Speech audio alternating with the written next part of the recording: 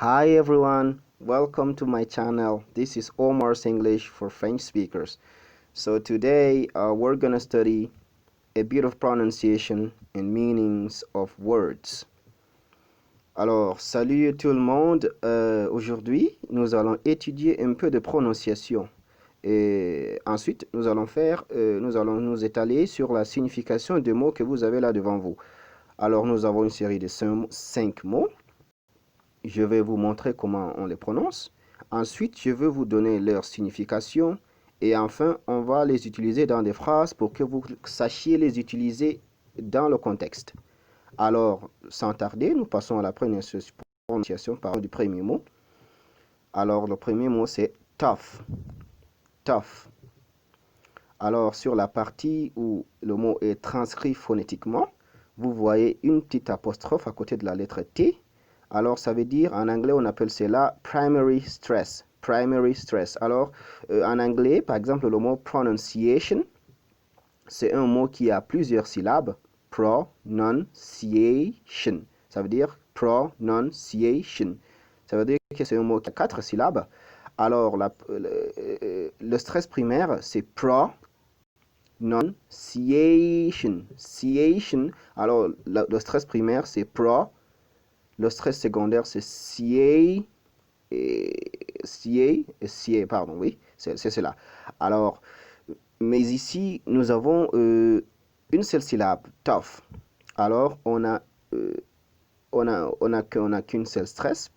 C'est-à-dire, et le stress, c'est quoi? Pardon, je vais m'étaler un tout peu là-dessus. Alors, le stress, c'est l'étirement. C'est-à-dire, on étire un peu la prononciation de cette partie-là du mot. On étire.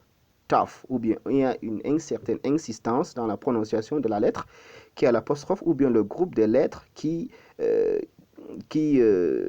précédé par l'apostrophe. Tough, et alors un tout petit peu stressé. Tough, ou bien on insiste un tout petit peu sur la lettre T parce que c'est un mot à une seule syllabe. Alors nous passons au deuxième mot. Throw. Throw. Alors comment le prononce-t-on? Alors, ce que vous faites, c'est que vous placez votre langue entre vos dents, through, et vous essayez de faire sortir de l'air de votre bouche. Through, la langue placée entre les dents. Vous essayez un peu de souffler, de faire sortir de l'air de votre bouche. Through, alors le son que vous aurez, c'est through, through. Alors, juste à la fin de la transcription phonétique, juste avant le second slash, vous voyez qu'il y a deux petits minuscules triangles qui sont opposés, qui se regardent. Alors, qu'est-ce que cela veut dire? Alors, ça veut dire que vous allez étirer la prononciation du U. C'est through, pas through, pas through, c'est through, through. Alors, nous passons au troisième mot. C'est though, though. Alors, le TH est prononcé différemment ici. Alors, comment on produit ce son? Alors, vous placez votre langue derrière les dents de la mâchoire supérieure. Though, though, though. C'est comme ça qu'on le produit. Though. Vous voyez l'apostrophe. Il y a une certaine insistance sur la lettre, sur le TH ici. C'est though, pas though, c'est though, though, though. Alors, nous passons au quatrième mot. Thorough, thorough. Alors, tout comme thorough, tout comme le deuxième mot, on place la langue entre les dents et puis on essaie de faire sortir de l'air de notre bouche. Thorough, thorough, thorough. Et, alors, le mot-ci, il a deux syllabes. Nous avons the et ensuite row, thorough. Alors, il y a les deux petits triangles qui se regardent, qui sont opposés au milieu de la transcription phonétique. Ça veut dire que la première partie sera un peu étirée. C'est thorough. Donc, vous étirez un peu et il y a une petite pause. Ensuite, vous dites row. Thorough. Thorough. Alors, le cinquième mot, c'est thought. Thought.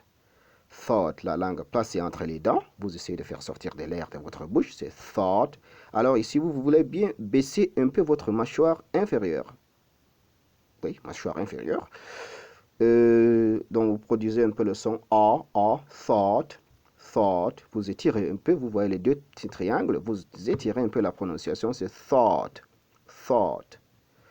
Alors, nous passons à la signification des mots que nous venons d'apprendre la prononciation. Alors, ce que je vous conseille de faire, c'est de mes côtés prononcer, appuyer sur la touche pause, puis essayer de reproduire le son. autant de fois que cela sera nécessaire pour que vous maîtrisiez la prononciation du mot. Alors, nous revenons sur la signification du mot. Signification, meanings. Signification en anglais veut dire, le mot signification en français, c'est-à-dire sa traduction en anglais, c'est meanings. Alors, le premier mot, c'est tough. Tough qui veut dire dur, difficile ou coriace. L'exemple, c'est he's a tough guy. He's a tough guy. Il est un gars coriace. Through. Le deuxième mot, c'est through. Alors, il veut dire par, à travers, au travers, pendant, etc. Il a plusieurs significations. Alors, l'exemple qu'on a dans cette partie, c'est inequality influences poverty through multiple channels. Inequality influences poverty through multiple channels. La signification, les inégalités ont un impact sur la pauvreté, à travers divers biais. Le troisième mot, c'est tough. Le troisième mot, c'est though. Autant pour moi, c'est though.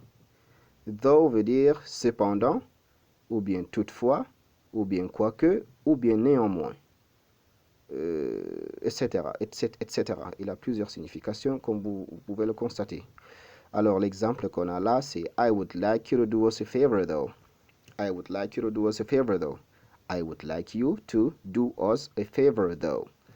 La signification, c'est j'aimerais cependant que tu nous fasses une faveur. J'aimerais cependant que tu nous fasses une faveur. Alors, though en français, en anglais, il est généralement rejeté à la fin de la phrase. Peut-être 90% de fois que vous voyez l'utilisation du mot though en anglais, il est toujours à la fin de la phrase. Alors, très rarement, il vient au milieu et très rarement, vous le trouvez au début de la phrase. Très rarement, très. Alors, le quatrième mot, c'est thorough. Thorough. Sa signification, c'est approfondi, minutieux et détaillé. Alors, l'exemple qu'on a dans cette partie, c'est a thorough investigation must be carried out to get to the bottom of this case. A thorough investigation must be carried out to get to the bottom of this case. La signification, il faudra mener une enquête approfondie pour aller au bout de cette affaire. Alors, le cinquième mot, c'est thought. Thought, qui veut dire et penser, penser ou penser. Alors, thought, c'est la forme participe du verbe to think, qui veut dire penser. To think, penser. Lorsque vous conjuguez le verbe penser en anglais avec l'auxiliaire dans la forme composée, j'ai pensé, I have thought. Alors, le participe passé du verbe to think, c'est thought. Alors, également, à l'imparfait en anglais, so simple past, le verbe think, c'est thought. Également, la forme nominale du mot du verbe to think, c'est thought également. Donc, nous avons là 3 significations du mot thought. Alors, l'exemple qu'on a, c'est I thought that this was all pure thoughts and speculations. I thought that this was all pure thoughts and speculations. Alors, la signification, c'est je pensais que tout ceci n'était que pure pensée et spéculation.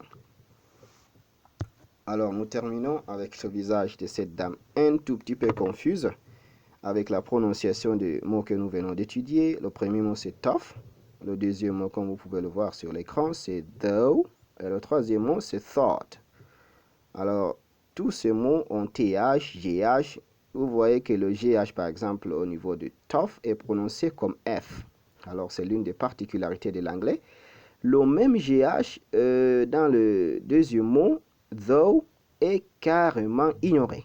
Dans le premier mot, tough, il est prononcé comme F. Et dans le deuxième mot, il est totalement ignoré. Dans le troisième mot également, thought, le GH est totalement ignoré. Alors ça, c'est l'une des spécificités de l'anglais. D'où l'invitation que j'envoie à votre endroit.